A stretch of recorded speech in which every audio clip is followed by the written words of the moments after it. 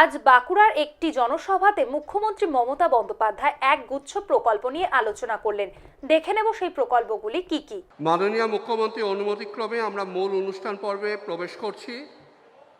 অনুষ্ঠানের সূচনাতে মাননীয় মুখ্যমন্ত্রী মহাশয়কে মোট 16টি প্রকল্পের শিলান্যাস এবং 16টি প্রকল্পের শুভ উদ্বোধন করার জন্য আমন্ত্রণ জানাচ্ছি।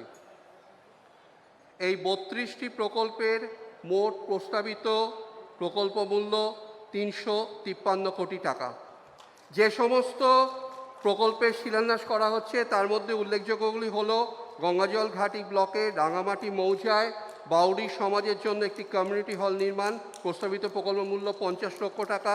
গঙ্গাজল ঘাটি ব্লকের দেউলি মৌজায় শিল্প উদ্যান নির্মাণ, প্রস্তাবিত প্রকল্প মূল্য 34 কোটি টাকা। খাতড়ার সেনাপতি মৌজায় এবং রানীবাঁধ ব্লকের ঘাগড়া মৌজায় একটি করে নতুন এসপিএসটিসি বাস ডিপো নির্মাণ, প্রস্তাবিত প্রকল্প মূল্য 1 কোটি টাকা। এইভাবে 16টি প্রকল্পের শিলান্যাস করা হলো, যার প্রকল্প মূল্য 177 কোটি টাকা। এছাড়া যে সমস্ত প্রকল্পের উদ্বোধন করা হচ্ছে তার মধ্যে রয়েছে কতুলপুর ব্লক বাউরি সমাজ উন্নয়ন সমিতিকে অ্যাম্বুলেন্স প্রদান, যার প্রস্তাবিত অর্থমূল্য 10 লক্ষ টাকা। মেজিয়া জল সরবরাহ প্রকল্প দ্বিতীয় পর্যায়ে, প্রস্তাবিত প্রকল্প মূল্য প্রায় 6 কোটি টাকা। পাঁচমুড়া 33-11 কেভি সাবস্টেশন উদ্বোধন, প্রস্তাবিত প্রকল্প মূল্য 4 কোটি 50 লক্ষ টাকা। প্রবলেম আছে, যেমন সেন্ট্রাল গভর্নমেন্ট কি করে, বসে তুমি অরুণ, সেন্ট্রাল গভর্নমেন্ট কি করে, একটা স্কিম করে দেয়, দিয়ে বলবে 50 জন লোক নেওয়া হলো 6 মাসের জন্য, 6 মাস বাদে প্রজেক্টও উঠে গেল, সেই লোকটার চাকরিও চলে গেল। এই ধরনের ফলে লক্ষ লক্ষ বেকার ওরা তৈরি করে। আমি কিছুক্ষণ আগে এখানে আস্তে আস্তে আমি একটা তপশিলি গ্রামে গিয়েছিলাম, সম্ভবত গ্রামটার নাম ব্যাংকা বা কিছু একটা হবে। সবার সাথে আমার কথা হলো, আমি ওদের কাছে বসলাম। এটা নয় কেন্দ্রীয় মন্ত্রীদের মতো 5 স্টার হোটেলের বাসমতি চালের রান্না করে নিয়ে এসে বাইরে থেকে, আর তার বাড়িতে রং করে করে টাকা দিয়ে স্যানিটাইজ করে বসে লোক দেখানো।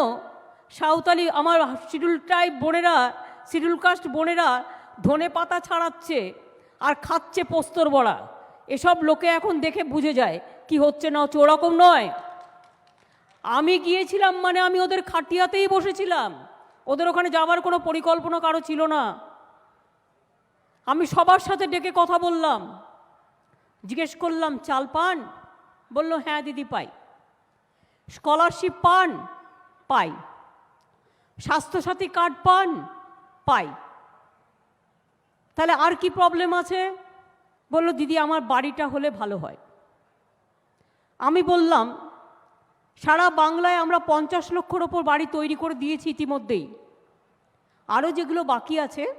আমার বাংলায় 10 কোটি লোক সংখ্যা, আমরা চেষ্টা করব আস্তে আস্তে করতে।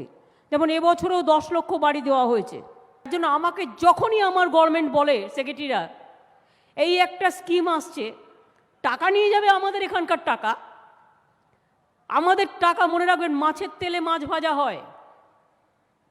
রাজ্য থেকে যে টাকাটা তুলে নিয়ে যাওয়া হয় সেই টাকার একটা পার্সেন্টেজ কেন্দ্র রাজ্যকে দেয়, দয়া করে দেয় না, আমাদের ভাগ থেকে আমরা পাই, সেটাও দেয় না ঠিক মতো।